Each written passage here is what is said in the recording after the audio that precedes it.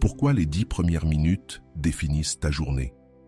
Tu ouvres les yeux avant même de sentir le matelas sous ton corps.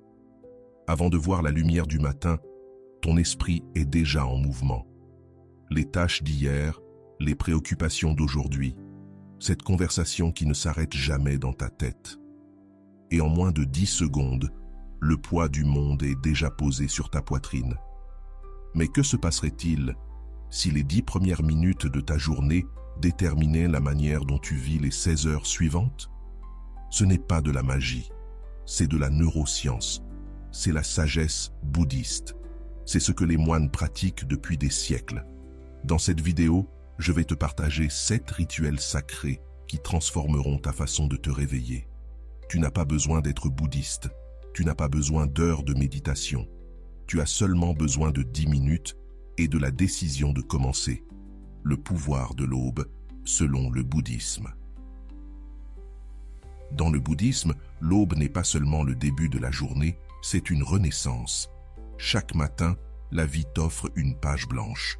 Pourtant, la majorité des gens se réveillent en traînant le poids d'hier, en anticipant les peurs de demain, et ils perdent le seul moment qui existe réellement. Les moines bouddhistes savent quelque chose que nous avons oublié.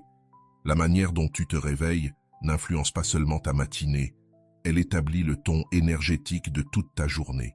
C'est pour cela que, depuis des siècles, ils ont perfectionné des rituels simples mais profonds pour commencer chaque journée depuis la paix et non depuis l'anxiété.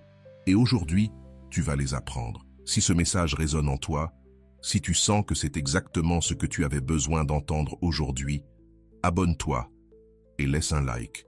Non pas seulement pour aider cette vidéo à toucher plus de monde, mais pour t'engager envers toi-même, pour reprendre le contrôle de ta vie. Rituel 1. La gratitude avant d'ouvrir les yeux.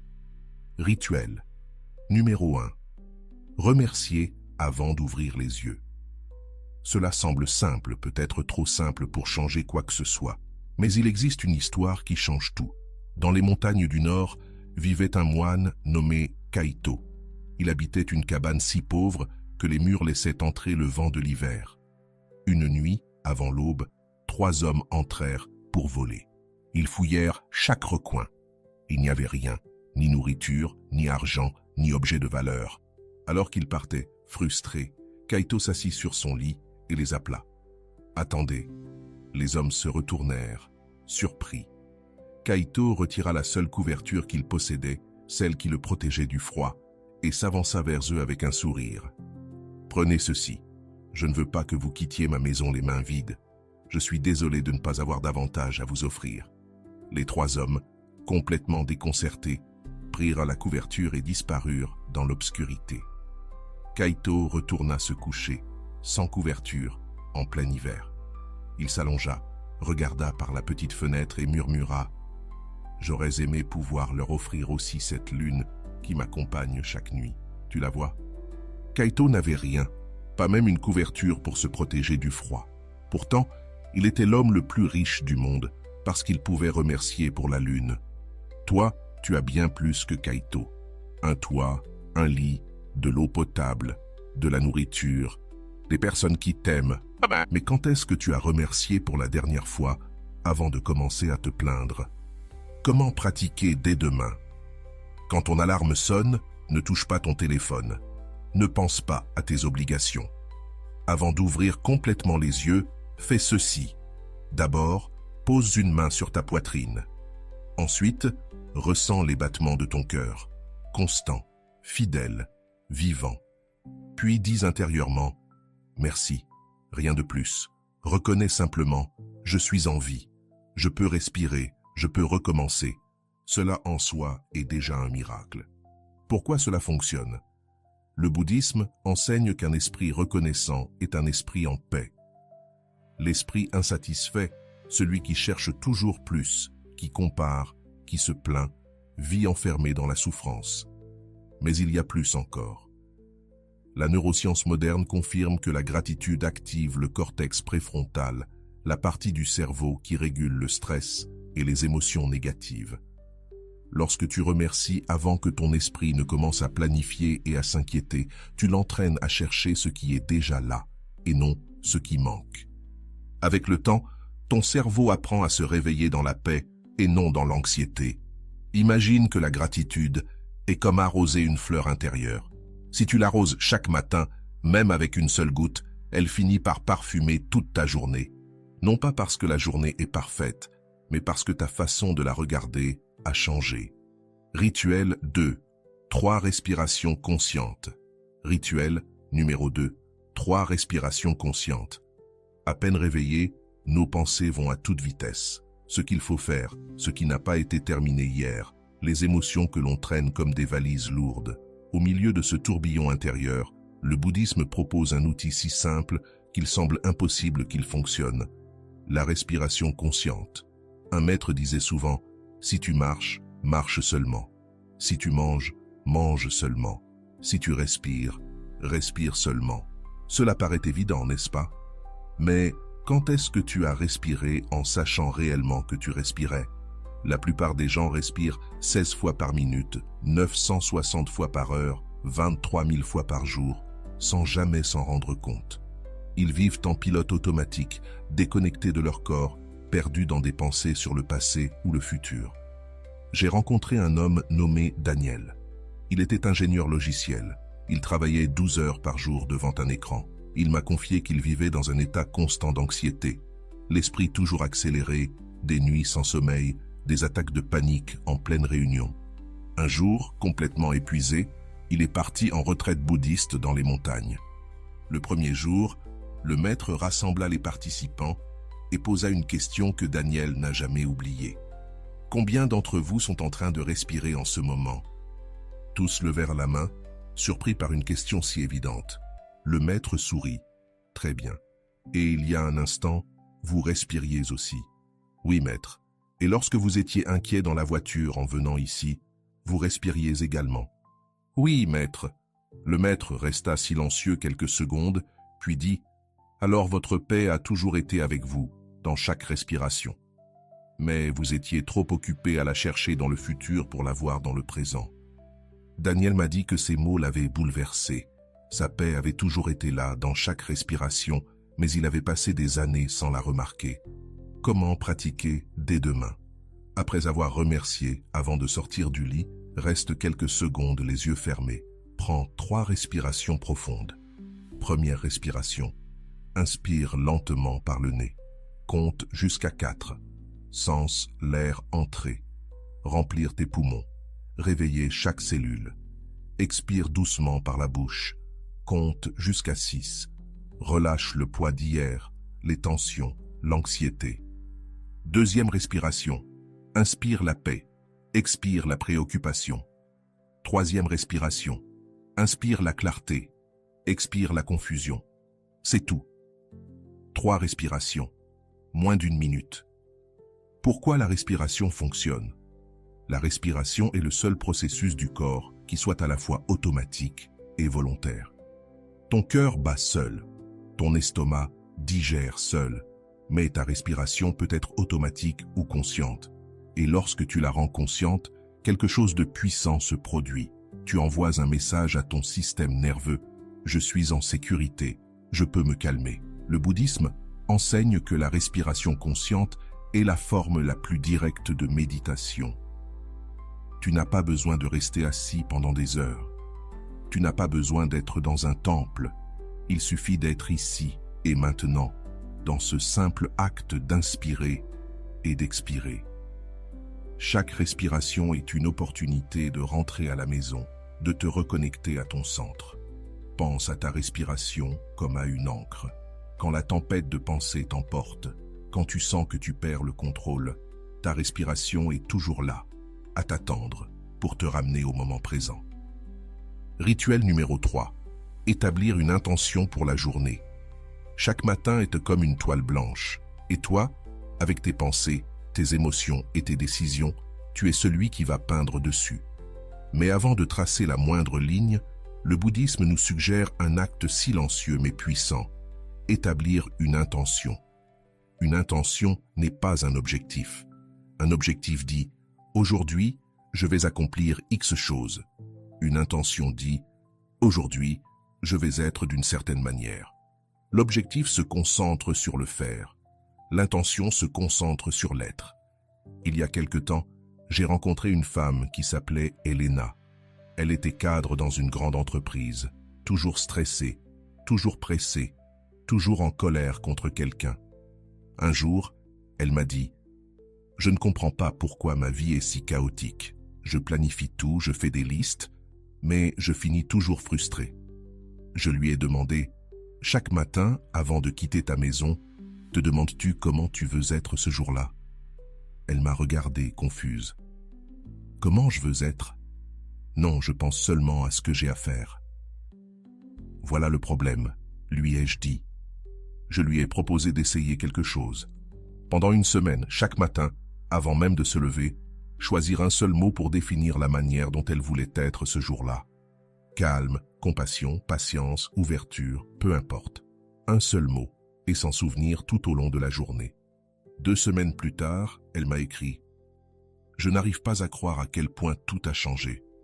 Mon travail n'a pas changé. Mon patron n'a pas changé. Mais moi, j'ai changé. Et ça a tout changé autour de moi. » Comment le pratiquer demain? Après tes 3 respirations, demande-toi avec honnêteté et douceur « Comment ai-je envie de vivre cette journée ?» Il ne s'agit pas de faire une liste de tâches. Ce n'est pas un engagement envers la productivité. C'est une déclaration intérieure, une orientation du cœur. Voici quelques intentions puissantes. Aujourd'hui, je choisis d'écouter davantage et de parler moins. Aujourd'hui, je choisis de répondre avec calme et non par réaction. Aujourd'hui, je choisis de voir des opportunités plutôt que des obstacles. Aujourd'hui, je choisis de traiter les autres avec compassion. Aujourd'hui, je choisis de rester présent. Choisis-en une seule, et rappelle-la toi tout au long de la journée. Pourquoi cela fonctionne-t-il? Le bouddhisme enseigne que tout commence dans l'esprit. Chaque action naît d'abord d'une pensée. Chaque parole naît d'une énergie intérieure. Semer une intention au réveil, c'est comme planter une graine de clarté dans le sol fertile de ta conscience. Et comme toute graine, elle grandira si tu l'arroses avec attention et présence. Une intention est comme une boussole. Elle ne contrôle pas ce qui se passe à l'extérieur de toi, mais elle t'aide à ne pas te perdre à l'intérieur. Quand la journée devient confuse, stressante ou incertaine, cette intention te rappelle ton véritable nord. Sans intention, tu es comme un bateau sans gouvernail. Tu avances, oui, mais sans savoir vers où. Avec une intention, chaque décision prend une direction, et cette direction intérieure t'aide à éviter les réactions impulsives et à vivre avec plus de cohérence entre ce que tu penses, ce que tu ressens et ce que tu fais. Moment de reconnexion. Arrête-toi un instant. Si tu écoutes ceci, c'est que quelque chose en toi cherche la paix. C'est fatigué du bruit, de la précipitation, de ces réveils remplis d'anxiété. Et c'est normal. Tu n'es pas seul. Des millions de personnes se réveillent chaque jour avec ce même poids dans la poitrine. Mais aujourd'hui, toi, tu choisis de faire quelque chose de différent. Tu es ici, en train d'apprendre, de t'ouvrir à une nouvelle façon de commencer. Et cela, en soi, est déjà un acte de courage. Respire. Tu es exactement là où tu dois être. Continuons. Rituel numéro 4. Lâcher les attentes de la journée. Dès le moment où nous nous réveillons, notre esprit commence à écrire un scénario mental de la manière dont la journée devrait se dérouler. Tout ira comme prévu. Il n'y aura pas d'imprévu. Les autres agiront comme je l'espère. Mais la réalité suit rarement ce scénario. Et quand ce n'est pas le cas, le malaise apparaît. Le bouddhisme enseigne quelque chose de radical. Une grande partie de la souffrance humaine ne vient pas de ce qui se passe, mais de ce que nous attendions et qui n'est pas arrivé. Ce n'est pas la situation en elle-même qui fait mal, mais l'attachement à une idée fixe. Nous résistons à ce qui est parce que nous avions imaginé autre chose. Mon grand-père était agriculteur. Toute sa vie dépendait du climat. Un après-midi d'été, j'avais environ 12 ans, nous étions dans les champs lorsqu'une tempête violente a éclaté, grêle, vent fort. J'étais terrifié. Toute la récolte va être perdue, ai-je crié. Mon grand-père, lui, restait calme, regardant le ciel. Je lui ai demandé, « Grand-père, tu n'es pas inquiet ?» Il m'a regardé et a souri. « Mon petit, je peux travailler la terre, je peux semer, je peux arroser, mais je ne peux pas contrôler le climat. Si je m'inquiète de ce que je ne peux pas contrôler, je souffrirai toute ma vie. » La tempête est passée, une partie de la récolte a été perdue, une autre a survécu, et mon grand-père a continué à travailler, sans se plaindre, sans amertume. Ce jour-là, il m'a appris que lâcher les attentes, ce n'est pas abandonner, c'est choisir la paix plutôt que le contrôle. Comment le pratiquer demain? Après avoir établi ton intention, dis intérieurement, « Aujourd'hui, je laisse de la place à l'imprévu. Tout ne se passera pas comme je le souhaite, et c'est acceptable. » Cette affirmation n'est pas une résignation, c'est de la sagesse. C'est choisir la paix plutôt que le contrôle. C'est faire confiance au fait que, même si le chemin change, tu peux continuer à avancer avec dignité. Pourquoi cela fonctionne-t-il? Le bouddhisme nous invite à être comme le bambou, solide à l'intérieur, mais flexible dans sa forme. Le bambou plie sous le vent, mais ne se brise pas. Nous pouvons faire de même. Lorsque nous apprenons à accueillir les changements et les imprévus, notre sérénité reste stable. Quand tu lâches les attentes, tu crées de l'espace pour la surprise, pour l'apprentissage, pour la réalité telle qu'elle est. Les attentes sont comme des poings fermés. Plus tu serres, plus la douleur est grande quand la vie ne tient pas dans ta main. Mais si tu ouvres les mains, si tu lâches, la vie peut circuler à travers toi sans te briser. Rituel numéro 5. Médite, même seulement 5 minutes. Dans un monde où le bruit commence avant même la journée, s'asseoir en silence quelques minutes peut sembler être un luxe impossible. Pourtant, dans le bouddhisme, la méditation du matin n'est pas un luxe, c'est une nécessité de l'âme. Tu n'as pas besoin de longues heures de retraite. Tu n'as pas besoin d'un lieu spécial avec de l'encens. Tu as seulement besoin de la décision d'être présent avec toi-même, même 5 minutes. Ces 5 minutes, si courtes sur une horloge, peuvent t'offrir une profondeur qu'une heure d'agitation n'atteindra jamais. Comment le pratiquer demain? Assieds-toi sur ton lit ou sur une chaise, le dos droit, comme si tu te présentais devant quelque chose de sacré. Ferme les yeux, règle un minuteur de 5 minutes et respire simplement. Observe le rythme naturel de l'air qui entre et qui sort. Écoute ce qui se manifeste en toi. Pensées, émotions, sensations physiques. Tout fait partie de toi. Tout a le droit d'être là. Le but n'est pas de vider l'esprit. C'est une mauvaise interprétation. Le but est d'observer ce qui est là, sans intervenir, sans juger, sans fuir. Le bouddhisme enseigne que méditer, ce n'est pas arrêter de penser, c'est arrêter d'être emporté par les pensées. C'est comme s'asseoir au bord d'une rivière et regarder le courant passer, sans te jeter dedans. Tu apprends à regarder avec bienveillance tout ce qui apparaît. Une inquiétude, une joie, un souvenir, une tension. Tu l'observes, tu respires avec, tu le laisses passer. Pourquoi cette immobilité fonctionne-t-elle? Parce qu'elle n'est pas un vide. C'est un espace plein de vie. C'est là que tu peux t'écouter sans distraction, te rencontrer sans masque et te reposer pleinement dans le présent. Ce moment de silence agit comme une médecine pour l'agitation intérieure. Il ne guérira pas toujours ce qui fait mal, mais il adoucit les contours, soulage la pression et clarifie la vision. Imagine que ton esprit est comme un verre d'eau rempli de terre. Si tu l'agites constamment avec des pensées et des préoccupations, l'eau reste trouble.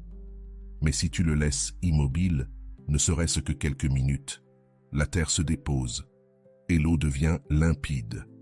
C'est cela, la méditation. Un moment de calme pour permettre à ton esprit de s'éclaircir. Rituel 6. Pratiquer la bienveillance aimante. Méta. Rituel numéro 6. Pratiquer la bienveillance aimante. Chaque matin, avant d'entrer dans le monde, tu as l'opportunité de semer en toi une énergie différente. Une énergie qui ne naît ni de l'urgence, ni de l'obligation, mais du désir sincère de bien-être pour tous les êtres. Cette pratique s'appelle Metta, la bienveillance aimante, et c'est l'une des façons les plus puissantes de transformer ta journée et ton cœur. Tu n'as pas besoin de grands rituels. Tu n'as pas besoin de prononcer des mots à voix haute. Il te suffit de fermer les yeux quelques secondes et de souhaiter le bien à toi-même, aux personnes que tu aimes, à celles que tu ne connais pas, et même, surtout, à celles qui t'ont blessé. Comment la pratiquer demain? Étape 1. Commence par toi. En silence. Répète doucement. Que je sois en paix, que je sois en bonne santé, que je sois libéré de la souffrance. Ne le dis pas par habitude. Dis-le comme si tu parlais à ton âme, car bien souvent, la première personne que nous oublions de traiter avec amour, c'est nous-mêmes. Étape 2. Étends ce souhait à tes proches. Imagine quelqu'un que tu aimes. Visualise son visage et répète intérieurement que tu sois en paix, que tu aies la santé, que tu vives dans la joie. Visualise ce souhait enveloppant cette personne, comme une brise chaleureuse, comme un rayon de lumière silencieux. Étape 3. Dirige ce souhait vers une personne neutre. Pense à quelqu'un avec qui tu n'as pas de relation proche, mais qui vit lui aussi ses propres luttes, ses joies et ses peurs. Le voisin, le caissier du supermarché, une personne croisée aujourd'hui dans la rue, offre-lui le même souhait, sans distinction. Étape 4. Si tu te sens prêt, inclus la personne qui t'a blessé. C'est l'étape la plus difficile, mais aussi la plus libératrice. Pense à quelqu'un avec qui tu as vécu des difficultés, non pas pour justifier ce qui s'est passé, mais pour te libérer du ressentiment qui t'enchaîne. En silence, dis que toi aussi tu sois en paix, que ton cœur trouve le repos. Souhaiter la paix à quelqu'un n'est pas un acte de faiblesse, c'est un acte de force intérieure et de sagesse spirituelle. Pourquoi cela fonctionne-t-il? Le bouddhisme enseigne que tout ce que nous donnons depuis le cœur revient multiplié. Lorsque tu pratiques la bienveillance aimante, tu ne changes pas seulement ta vibration, tu changes la qualité de ta présence. Tes gestes deviennent plus doux, tes paroles plus conscientes, ton regard sur le monde se remplit de compréhension. L'amour est comme une lampe, il peut en allumer 1000 autres sans jamais perdre sa propre lumière. Lorsque tu cultives l'amour dès le matin, tu marches avec plus de légèreté tout au long de la journée. Non pas parce que tout devient parfait, mais parce que tu portes en toi une lumière qui embrasse, comprend et libère. Rituel 7. Marcher en pleine conscience. Rituel numéro 7. Marcher en pleine conscience. Marcher est l'une des actions les plus automatiques de notre quotidien. Nous le faisons sans y penser, sans remarquer les mouvements du corps, sans prêter attention à ce qui se passe sous nos pieds. Mais dans la vision bouddhiste, même les premiers pas de la journée peuvent devenir une méditation profonde. La pleine conscience ne se limite pas à s'asseoir en silence. Elle se cultive aussi en mouvement, lorsque tu habites ton corps, lorsque tu marches. C'est pourquoi, en te levant, fais l'effort conscient de marcher lentement, avec une présence totale. Comment la pratiquer demain? Ne te précipite pas vers la salle de bain. Ne regarde pas ton téléphone. Ne commence pas ta routine en pilote automatique. Marche comme quelqu'un qui honore la vie. Sens le contact de tes pieds avec le sol. Perçois comment chaque partie de ton corps coopère dans ce mouvement simple mais miraculeux. Observe l'équilibre, la douceur, la force naturelle de ta démarche. Et pendant que tu marches, respire sans hâte. Permets à ta respiration de se synchroniser avec tes pas, comme une danse silencieuse entre le corps et la conscience. Tu peux répéter doucement dans ton esprit « Je suis ici, je suis vivant ». Ces mots ne sont pas des affirmations vides, ce sont des rappels de ta présence, de ton éveil, de ta gratitude pour l'opportunité de commencer une nouvelle journée. Pourquoi cela fonctionne-t-il? Marcher en pleine conscience transforme l'ordinaire en sacré. Il ne s'agit plus d'arriver quelque part, mais d'être véritablement là où tu es. Chaque pas devient un acte de connexion avec toi-même, avec l'espace que tu habites, avec la terre qui te soutient. Le bouddhisme enseigne que le corps, en mouvement conscient, est un outil pour apaiser l'esprit. En marchant ainsi, les préoccupations perdent de leur force, le dialogue mental s'adoucit et une clarté silencieuse apparaît. C'est comme si chaque pas relâchait un poids invisible, une tension inutile. Chaque pas conscient est une graine de paix que tu plantes et, avec le temps, cette façon de marcher transforme aussi ta façon de vivre. Car celui qui marche en conscience vit en conscience. Comment commencer sans t'abîmer? Plan hebdomadaire. Tu viens d'apprendre 7 rituels sacrés que des moines bouddhistes pratiquent depuis des siècles, mais voici la vérité. Tu n'as pas besoin de tous les faire en même temps. En réalité, si tu essaies de tout faire dès demain, il est probable que tu ne feras plus rien dans une semaine. Comment commencer sans te sentir dépassé? Semaine 1, choisis un seul rituel. Si tu as tendance à te réveiller anxieux, commence par la gratitude, le rituel numéro 1. Si ton esprit est toujours en accélération, commence par la respiration, le rituel numéro 2. Si tu te sens perdu dans ta journée, commence par l'intention, le rituel numéro 3. Fais-le pendant 7 jours consécutifs, un seul. Semaine 2, ajoute un second rituel. Quand le premier devient naturel, ajoutant un autre. Par exemple, gratitude plus respiration, 2 minutes au total. Semaine 3, construis ta séquence personnelle. Continue d'ajouter des rituels jusqu'à avoir ta propre routine matinale. Elle n'a pas besoin d'être parfaite, elle a simplement besoin d'être la tienne. Si tu veux tous les faire, voici la routine complète. Gratitude, 30 secondes. 3 respirations, 1 minute. Intention, 30 secondes. Lâcher les attentes, 30 secondes. Méditation, 5 minutes. Bienveillance aimante, 2 minutes. Marche consciente, 30 secondes. 10 minutes qui transforment 16 heures. La règle la plus importante, moins c'est plus. Il vaut mieux pratiquer un seul rituel avec une présence totale que 7 rituels avec l'esprit ailleurs. La qualité de ton attention est plus importante que la quantité de pratique. Ta décision pour demain. Cher mystique, te souviens-tu de la façon dont nous avons commencé cette vidéo? Nous avons parlé de ce moment où tu ouvres les yeux et où ton esprit commence déjà à courir. Du poids du monde sur ta poitrine, en moins de 10 secondes. Mais maintenant, tu sais quelque chose que tu ne savais pas il y a 27 minutes. Les 10 premières minutes de ta journée déterminent bien les 16 heures suivantes. Pas parce qu'elles sont magiques, mais parce que tu choisis comment te réveiller. Non pas dans la réaction, mais dans l'intention. Non pas dans l'anxiété, mais dans la paix. Demain, lorsque ton alarme sonnera, tu auras une décision à prendre. Tu peux saisir ton téléphone, entrer dans le tourbillon et commencer la journée comme toujours. Ou tu peux poser une main sur ta poitrine, sentir ton cœur et murmurer « merci ». C'est une décision de 10 secondes qui peut changer 16 heures. Ces rituels ne sont pas des dogmes, ce ne sont pas des règles rigides, ce sont des invitations à éveiller non seulement le corps, mais aussi l'âme. Et chaque matin, la vie t'offre une nouvelle opportunité d'accepter cette invitation. Si cette vidéo t'a apporté de la valeur, je t'invite à t'abonner à la chaîne et à laisser un commentaire en répondant à cette question. Lequel de ces 7 rituels vas-tu pratiquer demain? N'en écris pas plusieurs, choisis-en un seul, et engage-toi à le pratiquer pendant 7 jours. Ensuite, raconte-moi comment cela s'est passé pour toi. Je te souhaite une journée remplie de paix, de clarté et de lumière. Et souviens-toi, le changement ne se produit pas en un jour, il se produit dans les petites décisions que tu prends chaque matin.